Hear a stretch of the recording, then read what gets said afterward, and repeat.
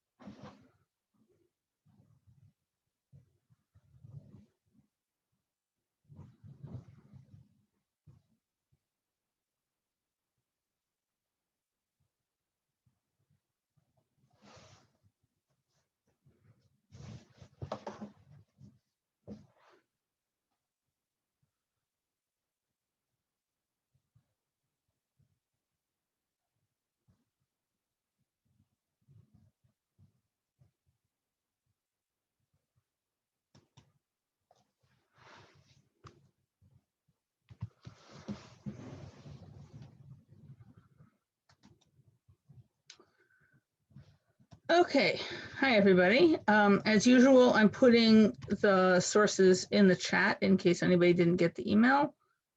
If you are listening to this or watching this at some point in the future, please feel free to email me at deborahklapper@gmail.com and I'd be happy to share the sources with you. And I'm gonna share my screen so we can all look at the Gemara together. Okay. Let me just rearrange this a little. Okay, so we are continuing our study of the 10th chapter of Pesachim, and we are tonight finally going to come back to Erev Pesach, and very soon we should also be finally getting to the Seder. But first we need to polish off the last of the Havdalah and Kiddush details. Okay, so our first topic this evening is we ended off last week talking briefly about using beer as opposed to wine for Havdalah. And we only talked about date beer. We did not mention any other kinds of beer. We will be addressing at least 3 other kinds tonight. And tonight we're going to talk about whether you can use date beer or other kinds of beer for Kiddush. I looked up, because it seemed to matter for one of the stories that we'll see later, I looked up how you make date beer. And as far as random people on the internet trying to recreate recipes from 2,000 years ago in Babylonia, no, which is, I know, not an actual source, but it's what I got for right now. But as far as they know, what you do is you crush dates and put them in the bottom of a bucket with water up to the top of the bucket and leave it for a week or 2 weeks or 3 weeks, depending on which recipe you read. And then you come back and strain this stuff so that it's just a liquid and drink it. Apparently it has to be drunk fresh. It doesn't keep. And apparently it's actually pleasant to drink despite sounding kind of unappetizing. Okay, so we'll come back to the recipe later though. For right now, here we are at the beginning of the Gemara. Ba mine Rav Huna me Rav Chisda, mahu lekadushe ashichra.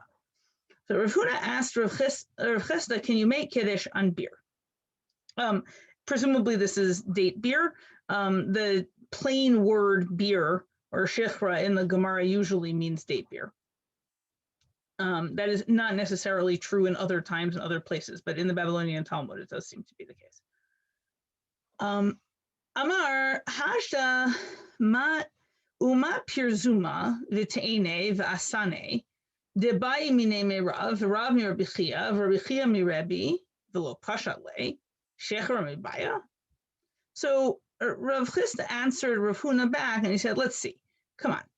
Since Pirzoma, which is beer made from barley, and Te'eni, I don't know why barley is capitalized, apologize for that, and Te'eni, which is beer made from figs, and Asani, which is beer made from berries, since all of those, which are apparently of higher quality than date beer, they asked Rav, and Rav asked Rabbi Chia, and Rabbi Chia asked Rabbi Yehuda Hanassi, and this long chain of people didn't come back with an answer. So Rav Chisda is like, if Shechor was going to be okay, these other things would be okay too, and if they were going to be okay, we would have gotten an answer. So come on, don't waste my time with a silly question.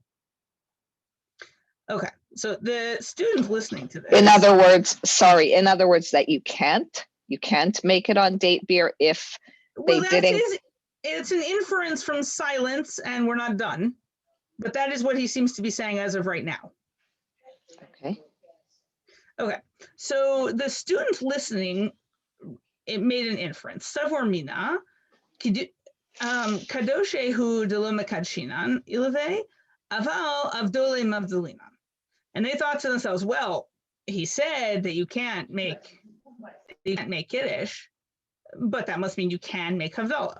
And in fact, at the end of last week's class, we saw Maimar being very resistant to the idea of making Havdalah and date beer and then changing his mind and deciding that it was okay.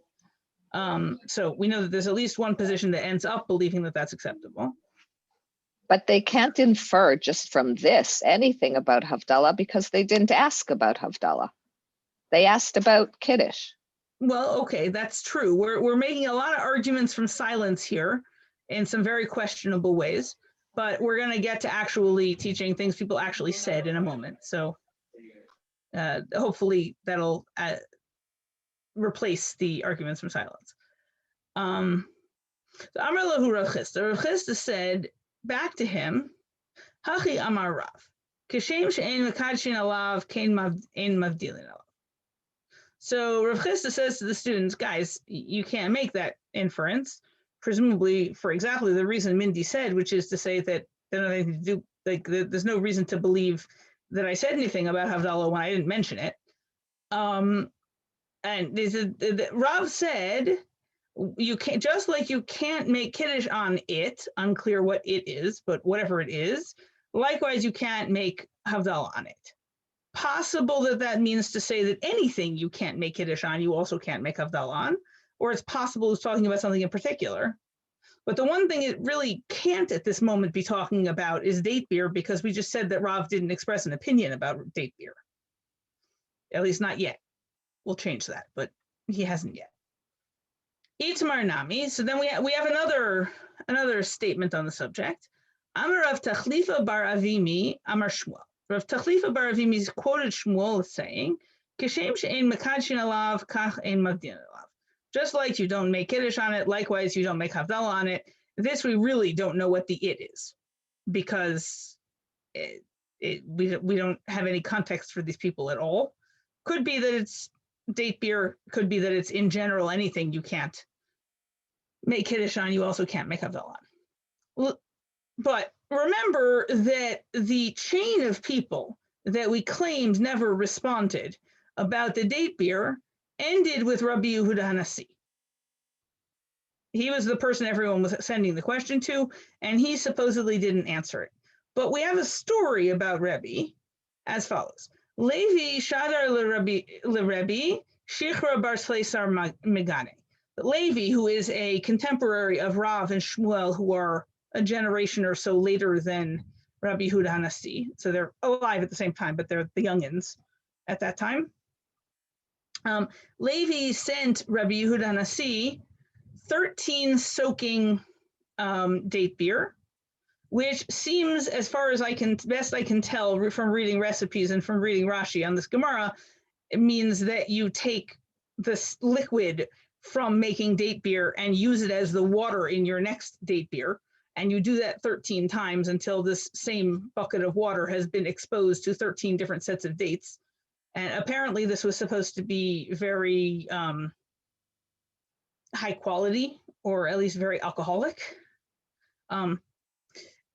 And the recipe that I found, by the way, ends with a warning that the ancient literature is littered with complaints about how date beer causes headaches, which we'll also see in a minute. So Tame, Rebbe tasted this beer, and Hava Basim Tuva, it was very delicious or very fragrant or possibly very alcoholic.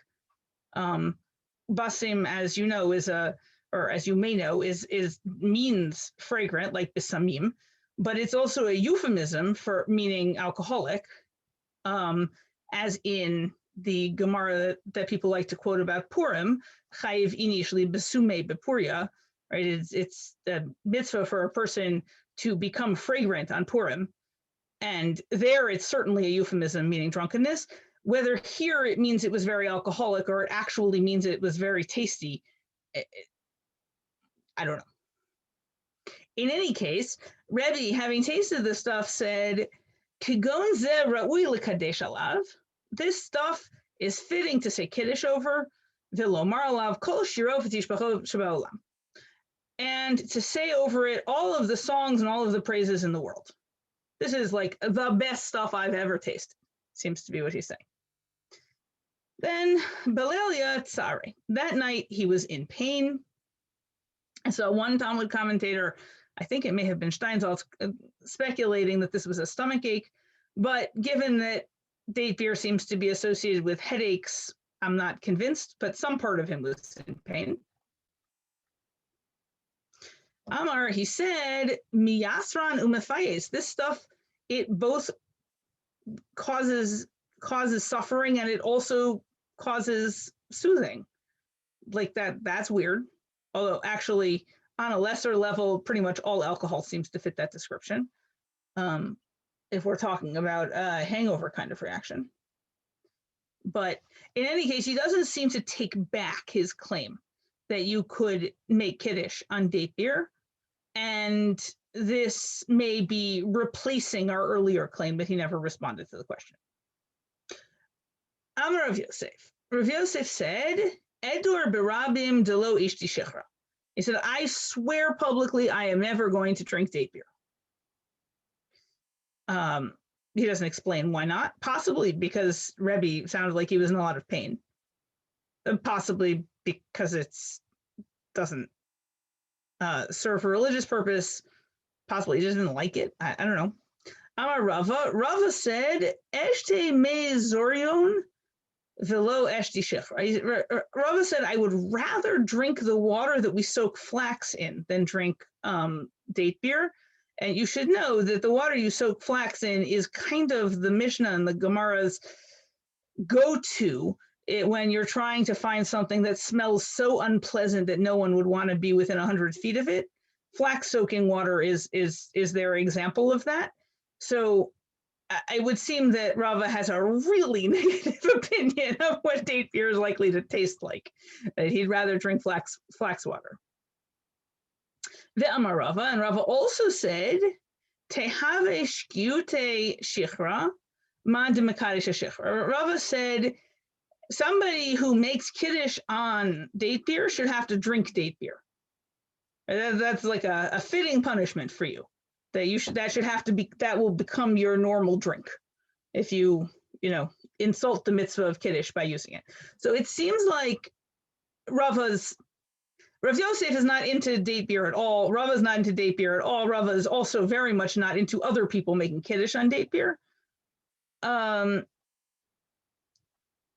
But we're going to go back and forth a few more times because Rav Ashkeche Rav Huna Dekadish HaShechra. Rav came upon Rav Huna once making kiddush on date beer.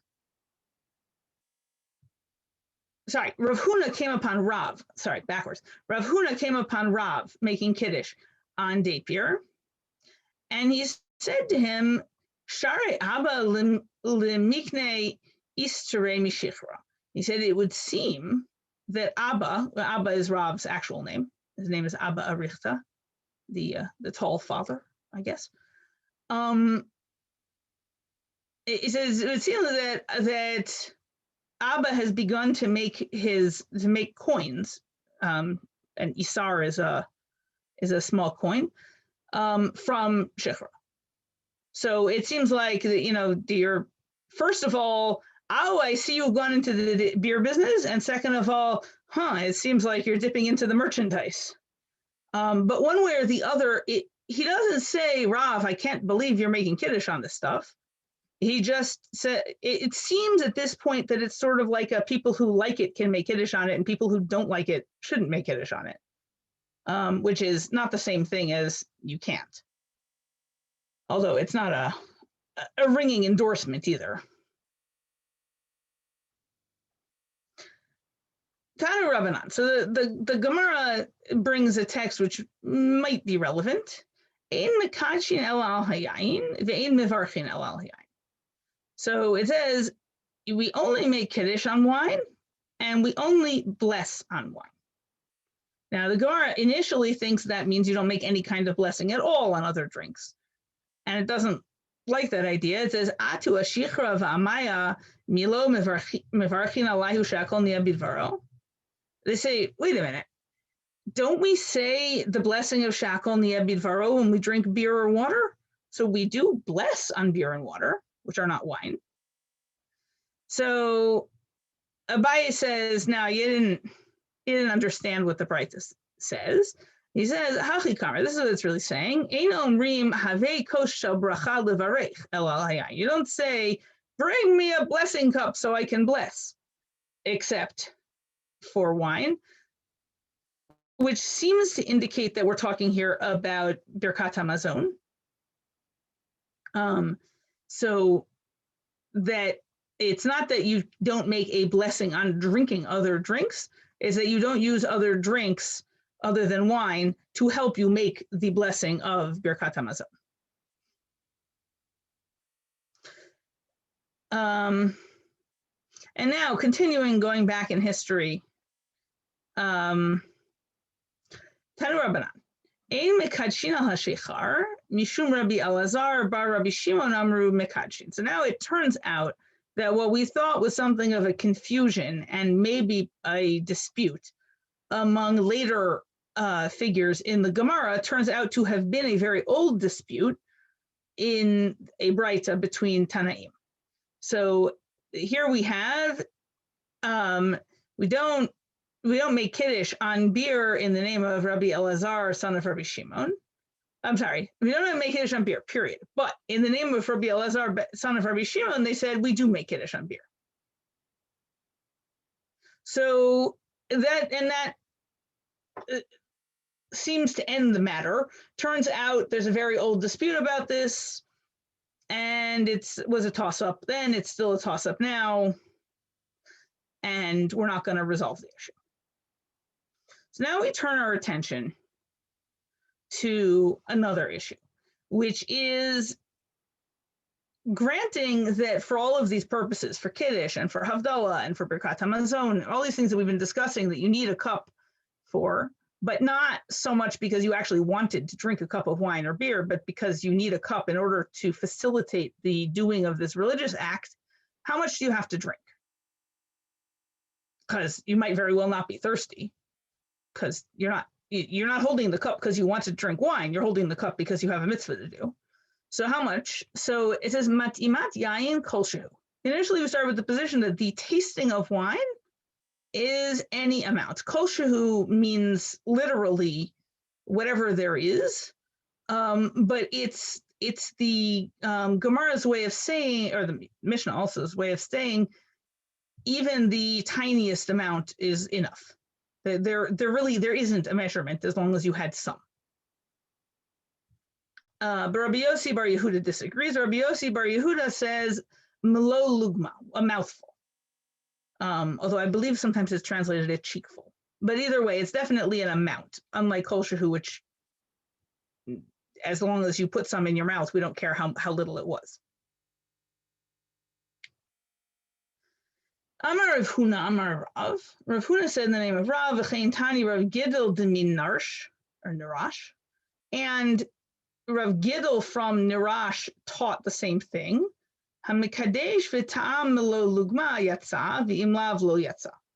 So whoever this is, either Rav Huna in the name of Rav or Rav Gidl from Nirash, said that if you make Kiddush and you drink a Malo Lugma, a mouthful, then you did the mitzvah of Kiddush, but if you didn't drink a mouthful, you didn't do the mitzvah of Kiddush. Which now we get distracted by who Rav Gidl from Nirash is, because we've never heard of him. Amar Rav Nachman bar Yitzchak, Ata Tinena La, Ana Tinena La, Lo Gidul bar Menasya, V'lo Gidul bar Manyume, Ela Gidul Stama. So it would seem that Rav Nachman bar Yitzchak actually knows of 3 different people from the right time period named Gidl. And he says, I don't teach this about Gidl, son of Menasya, and I don't teach this about Gidl, son of Manyome. I teach it about the plain old Gidl, whose father's name apparently we don't know or don't use. And the Gemara says, who cares? My nafkamina, what difference does it make which Gidl it was that might have been the person who said the thing that might have been said by Rav Huna Amar Rav? And the Gemara predictably responds, Lemirma didei adidei, so that we can decide whether he's contradicted himself. You can't know if somebody's contradicting themselves unless you know which person it is. That's a significant part of why we bother keeping track of which name is which, is so that we can we can know whether we quoted them accurately, because each person should be internally consistent. I do not know whether any of these Rav Gidls appear anywhere else. I probably should have checked, but I didn't. Okay, that is it for Kiddush and Havdalah and beer and wine. Now, coming back to Erev Pesach. Now, you might remember 9 weeks ago when we started this adventure that the Mishnah spoke about a prohibition on eating in the afternoon on Erev Pesach from a time that it called Samuch LeMincha, near Mincha. And we are now returning to that topic and considering the question of what it means. Now, the thing is, there are 2 different times that the Mishnah sometimes calls Mincha. One of them is called, if we're trying to distinguish them, one of them is called Mincha Gedola, the big Mincha, and the other one is called Mincha Katana, the small Mincha. Now, the way that time operates in the Mishnah and the Gemara, I think we've done this once before, but let's go over it again because it's been a while, is that you take the time from sunrise to sunset, or conversely, if it's at night, from sunset to sunrise, and you divide that time into 12 even pieces, and those are called hours, and they number from sunrise forward. So the first 12th of the day after sunrise is called the first hour, and the next one is called the second hour, and so on. On the equinox, in the middle of a time zone, that puts the first hour from 6 to 7 in the morning, the second hour from 7 to 8 in the morning, and so on. Noon would be the end of the 6th hour and the beginning of the 7th hour, and the sun would set at the end of the 12th hour at 6 p.m.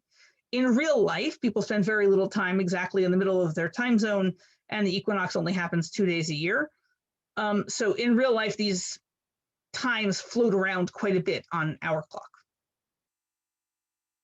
Okay, now back in the Gemara. Ibayelahu. Samuch lemincha gedola tnan, o dilma samuch lemincha tnan. So the rabbis asked, or they were asked, when we say near mincha, do you mean near mincha gedola, which mincha gedola is 6.5 hours, so that's half an hour after midday, or do you mean near mincha katana? Mincha katana is 9.5 hours, so that would be on that perfect day in the middle of the time zone, 3:30 in the afternoon. And now the Gemara is going to flesh out what either side of that dilemma would mean. Samuch lemincha gedola tnan umishum pesach dilma ate lemimshach va'ate laimnuye milamev ad pescha. So maybe we're talking about the earlier time near mincha gedola, And the reason why we don't let you eat is because we're worried about the Pesach, the Pesach sacrifice, that is, not the holiday. Because maybe you'll get distracted by the meal. The meal will be very attractive and interesting, and it will go on longer than it's supposed to. And you'll end up never showing up to sacrifice your Pesach. And that would be why the time is set as near Mincha Gedola, because just after Mincha Gedola is the beginning of the time for the Pesach. So once it's time for the Korban Pesach, we wouldn't let you do distracting things anymore. That's option A. Or option B, Odoma, Samuch Mincha Ketana Tnan, or maybe we're talking about near the small Mincha, the second of these times. Umishum matzah, and we're worried about matzah. Dilma ati lemechla lematzah achila gasa, because you might come to eat the matzah with something called achila gasa. Now, achila gasa literally means big eating, or gluttonous eating, or thick eating, something like that. But the idea is that in general, the Gemara assumes that it's only, from a legal standpoint, it's only considered eating if you eat when you're hungry. If you eat when you're not hungry, that's not legally eating. So, which has implications all over halacha, which does not necessarily, mostly it results in stringencies, right? It's not going to result in leniencies, because if 30 seconds after Yom Kippur starts, you want to say, oh, well, I could eat another sandwich because I'm not hungry. Well, okay, yeah. So maybe the Torah doesn't care if you eat, but the rabbis certainly do. So that kind of thing's not going to happen. But when there's a mitzvah to eat, generally speaking, halacha is very concerned that you not overeat before that mitzvah kicks in, so that you will be at least a little bit hungry at the moment when it's time to eat. Okay, so, and the problem here is that we would be concerned that if you've been eating all afternoon, you won't be hungry when you get to the matzah. You won't be able to do the mitzvah of matzah, because you can only do the mitzvah of matzah by eating when you're hungry. If you're not hungry, there's nothing to be done about it. You won't be able to eat matzah.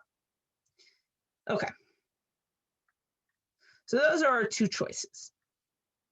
And we need to figure out a combination of why is it that you're not eating and when are you not allowed to eat, which are connected to each other. Amar Ravina. So Ravina says, Tashma, afilo Agrippas hamelach, shehu ragil le'echol b'tesha sha'ot, oto hayom lo yochal ad shetachshach. So Ravina quotes a text about King Agrippas, and says, even King Agrippas, who normally ate at 9 hours, at 3 o'clock in the afternoon, doesn't say which meal he's eating, which may come to matter, that day, presumably Erev Pesach, he does not eat until it gets dark. He has to wait.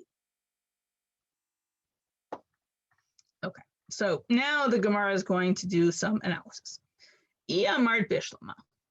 So if you say it correctly, and this kind of structure in the Gemara always involves saying, here's the interpretation that I think is going to work in this text, and here's how it plays out, and it's smooth and easy. But if you try to do the other possible interpretation, here's where it doesn't work. Right? That's always the structure of an Iyamart Bishlama. So Iyamart Bishlama samuch lemincha ketana tnan, hainu revute de Agrippas.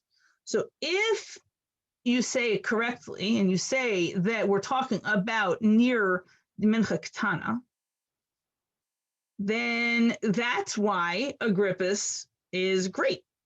Because mincha ketana, we will only require him to stop eating near 9.5 hours. And he's already canceled his meal that was supposed to start at 9 hours. So he's, doing something extra here. Ella iyamart samuch lemincha gedola tanan. But if you say that we're talking about people not being allowed to eat starting from near mincha gedola, by revuta de Agrippas, how is Agrippas special in that case? Why are we bothering to write a text about him if all he's doing is the same thing everyone else is doing, which is to say, you're not allowed to eat starting at 6.5 hours. So when he gets to 9 hours, he's not allowed to eat. If he wanted to eat, he should have eaten before that, or he's going to have to wait until later, just like everyone else. So like, why do we need to write a special text talking about him? It doesn't teach me anything. Ella samuch l'mincha ketana. In fact, it must be for this reason that we are talking about the later time, and we're talking about near mincha ketana. But the Gemara is still not convinced that we've said anything really important about Agrippus that necessitated writing this text. He's still only stopping eating half an hour before he needed to. That doesn't seem like a big deal. Maybe he just canceled his meal because he wasn't going to have time to eat a decent sized meal in half an hour. I don't know. So the Gemara says, sof, my revuta de Agrippus. In the end, what is the greatness of Agrippus? Matiles Manisore was about to be prohibited anyway, so like, why is this special? Mauditema. So if it hadn't taught us this thing, what would we have thought? This is a very this is how the Gemara explains why things are taught, is to interrogate the question, well, if it hadn't been taught, what would I have thought? And if I can find something I would have thought, which I would have been wrong, which I now don't think because I got taught, because the text told me this thing, then the text was necessary.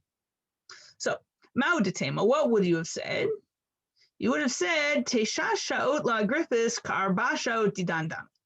That the 9 hours of Agrippus is like 4 hours of ours.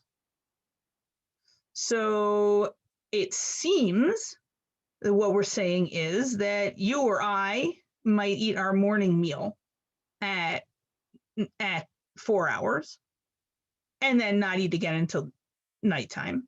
But maybe Agrippus didn't eat it all before his 9 hours meal. Maybe he was asleep until noon. And for him, it's a big deal to wait until dark. And maybe we would have made an exception for him. But Kamash Malan, this text is coming to teach us that we're not going to make an exception for Agrippus. And if he wants to eat, he's going to have to eat before the deadline. And otherwise, he's going to have to wait until it's dark. Okay.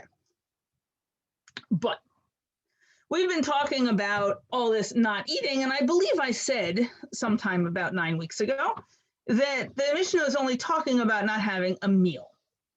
So now we're going to come to define what it is that you are allowed to eat. So Amar Rabbi Asi, aval matbil hu b'minei tiragima. So Rav Asi says, but he can dip and presumably eat different kinds of tragima. Rashi says tragima is fruit, which is how I've translated it here. Jastro translates it as desserts, which is intriguing because it would indicate that Rabbi Asi thinks the appropriate thing to snack on all afternoon on Erev Pesach is cookies, which is certainly a practice which has been well known in my extended family. But whatever this is, it's not normal meal food. Rabbi Yitzchak matbil b'yarke. Rabbi Yitzchak used to dip vegetables. Notice that nobody here is suggesting that you should just, eat a piece of fruit and that should be it. Whatever you're eating, you're supposed to be dipping it in something, which to me indicates something at least resembling at least a sit-down snack, if not a meal. There's at least a little bit of a meal-like aura around this eating that's happening in the afternoon, even though it's not a meal. Or else that's just how they ate. They ate fruit or vegetables dipped in something. Yes, but that's still the way that you eat, like when you're at home. I don't think that if you're traveling somewhere and you just brought an apple with you to eat, I don't know that you go out of your way to also find a container to carry something to dip it in. No, but then that they didn't just bite into apples. They took fruit or vegetables and they dipped it. That was the normal way of eating. I know, but I think that speaks to a slightly more civilized eating than an on the run grabbing something and eating it while you're whatevering. Right. Okay. It at the very least speaks to having two different foods and combining them, and Right. probably a container, maybe a plate. Right. It doesn't feel to me like eating a cookie over the kitchen sink so you don't make a mess. Yeah. It feels like one step up from that at least. And there's also a Breita supporting this. Rabbi Asi and Rabbi Yitzchak are both Amoraim, so those are later people, but now there's also a Breita that says Hashamash mitabel bivnei me'ayim v'notnan lifnei haor. That the server, the person who's in charge of preparing, it seems like, the food for the Seder, can dip and eat the internal organs of the animal that he's preparing. And or he can also serve them to guests. It seems like he can eat them and he can also serve them to other people. So we've got fruit and or desserts, we've got vegetables, we've got meat. It's beginning to seem like you can eat just about anything that's not wine and bread. So as long as we can't define it as a formal meal under halachically, it seems like you can eat small amounts of it in the afternoon on Erev Pesach.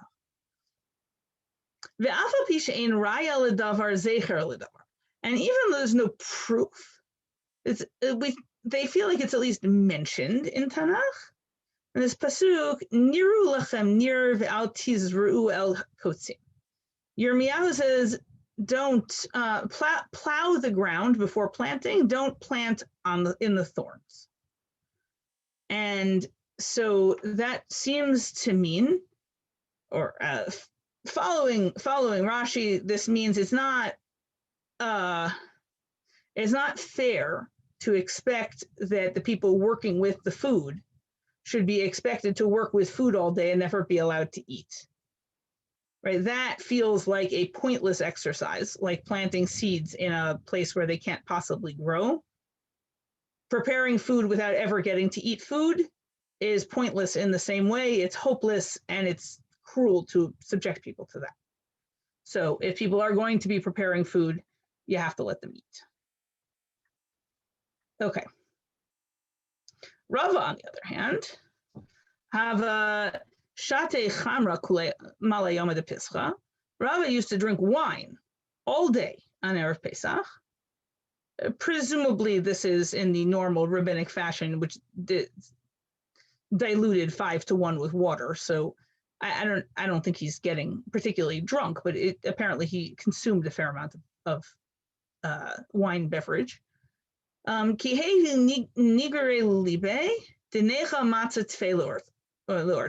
he felt that it made him hungrier, so that he could eat more matzah that evening. Amar Rava, so Rava said, Mina amina le dechamra migra garir. So Rava, not satisfied with just his own personal experience, which was that this way he could eat more matzah, which I would think would be enough, but he also wants a textual source.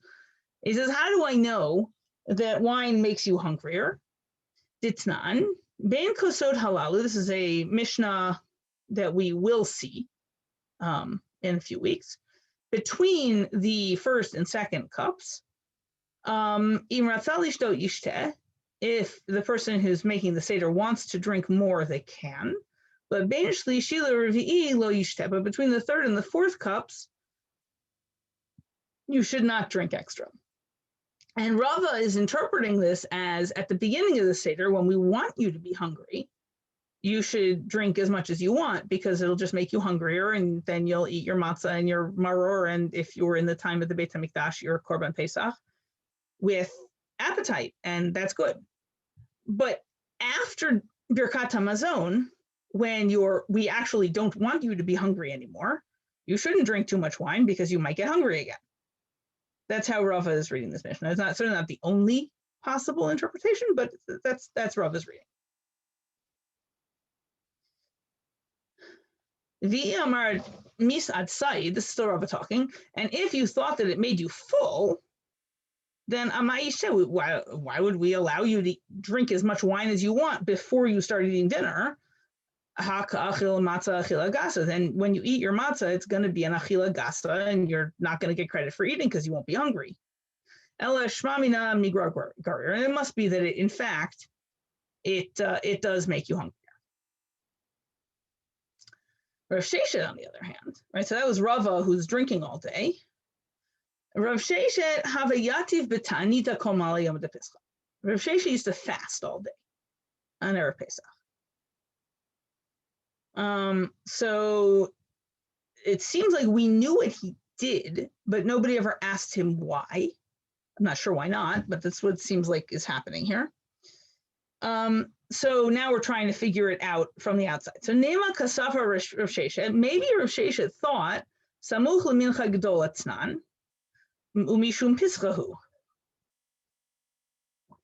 Dilma nimshach ve'ati limnuye milamev ad peschahu.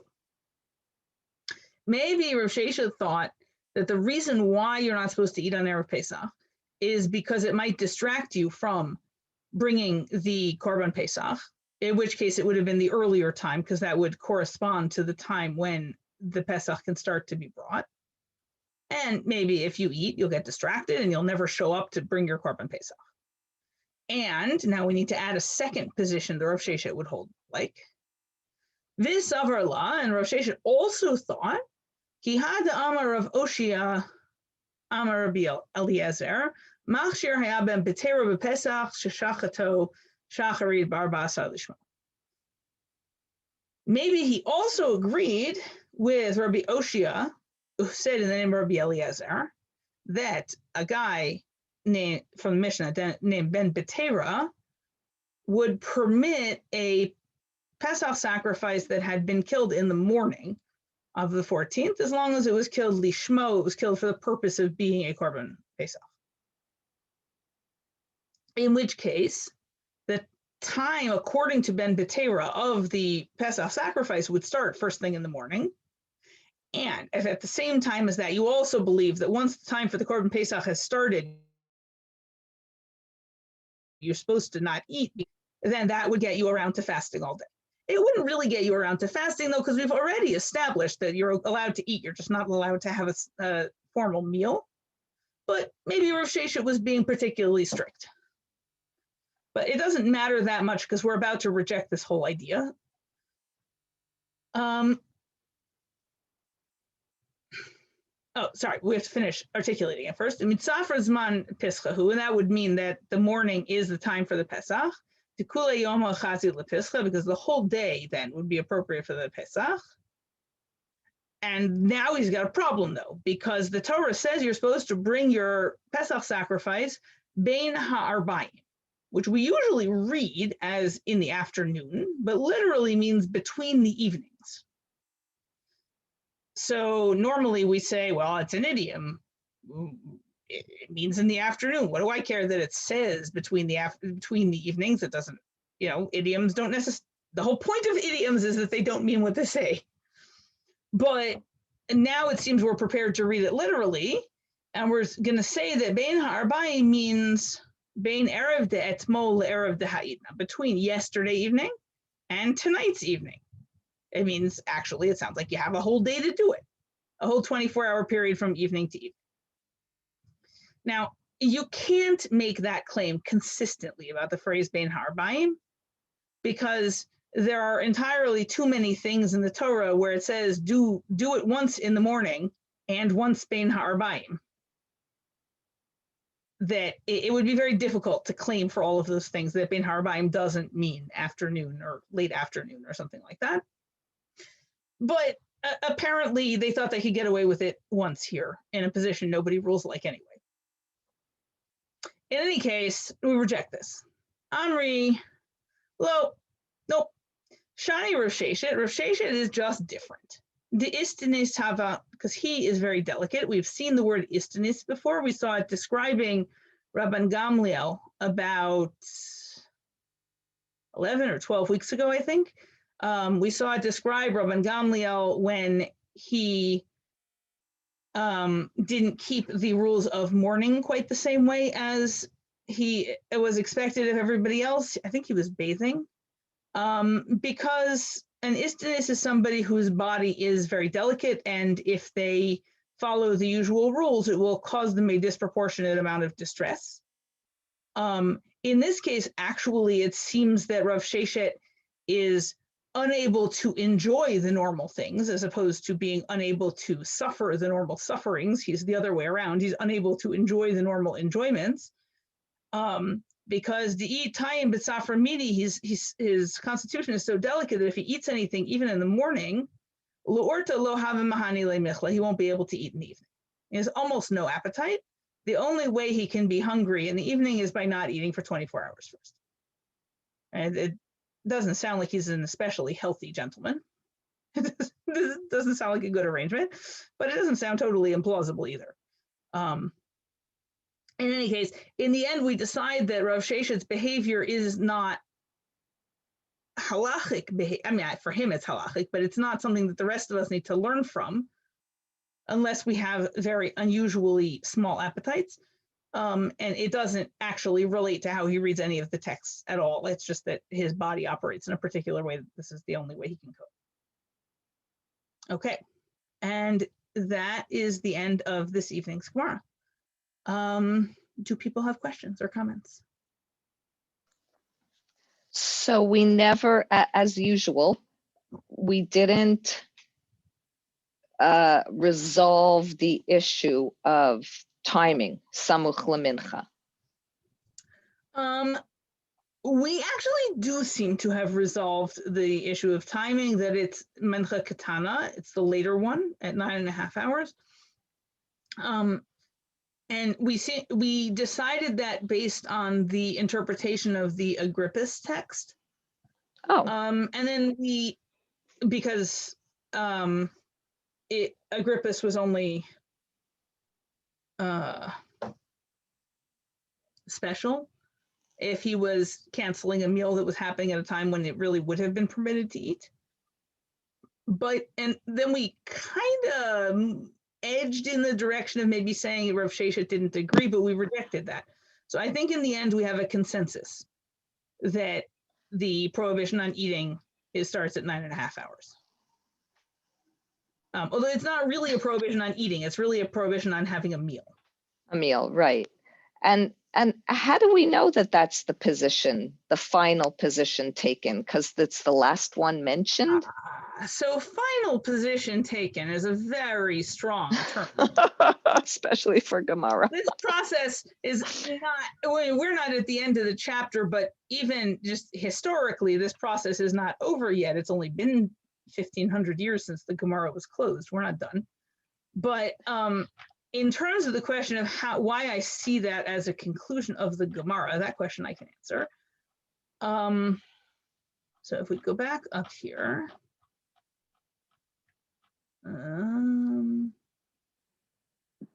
yeah, so we decided that Mincha Katana was the only plausible way to read the Agrippus text, right? We said if you read it Mincha Katana, that works. If you say it, read it not Mincha Katana, that doesn't work. Right. And then we said Ella Samucha Mincha Katana. No, it must be that it was talking about Mincha Katana. And then we never really challenged that afterwards. We changed the subject. We didn't really challenge it. So I think it's some of the opinions before his also were not challenged. It just seems like we're jumping from one to the other and leaving the previous one the way it was. So I thought, okay, we're leaving Agrippus the way he is too, and that's what he does. And so he probably taught near that it's referring to Mincha Katana, but we haven't decided finally what everyone else should do. Right. So as I said, decided finally is really strong language. I don't see anyone really making an actual argument that it's Mincha Gedola. There's a hypothetical, but I don't see anybody actually saying, I think this is the way it is because. Okay.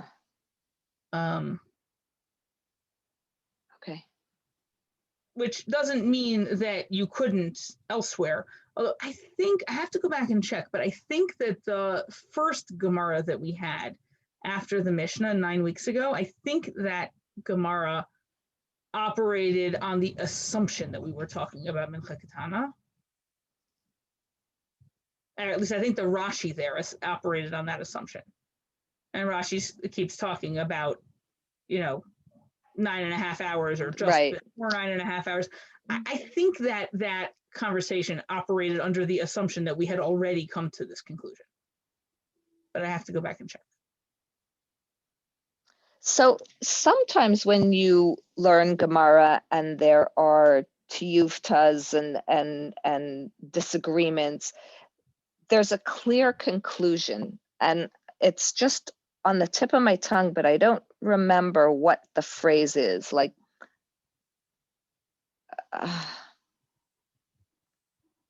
halacha ke, I don't know, but it's a double play on the same word that brings you to the end of a sugya that tells you this is the halacha. It happens sometimes that you get hilchata ke somebody, although we have already seen in this chapter, I think 2 or 3 instances where the Gemara asserted that the halacha was like somebody and then changed its mind. Right. So Right. those, even inside the Gemara, are not reliable, and they're definitely not a reliable predictor of what people say the halacha is 500 or 1,000 years later. Yeah. Okay.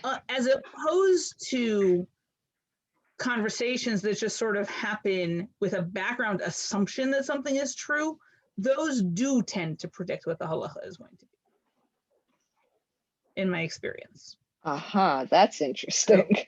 So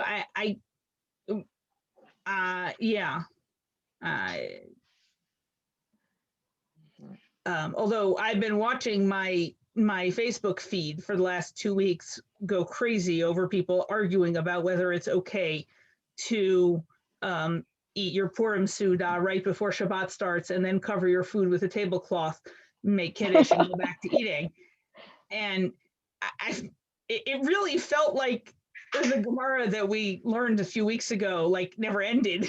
We're still in it.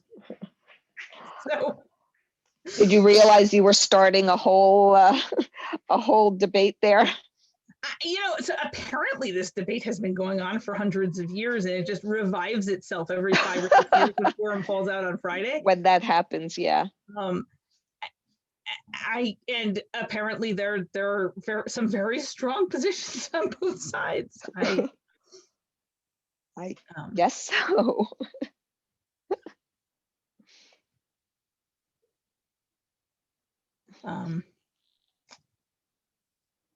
Okay. Any other thoughts? That was great. Again, thank you. All right. Thank you, everybody. I will see you next Monday night. Thank you. Have a good week. Thank you. Bye. Bye.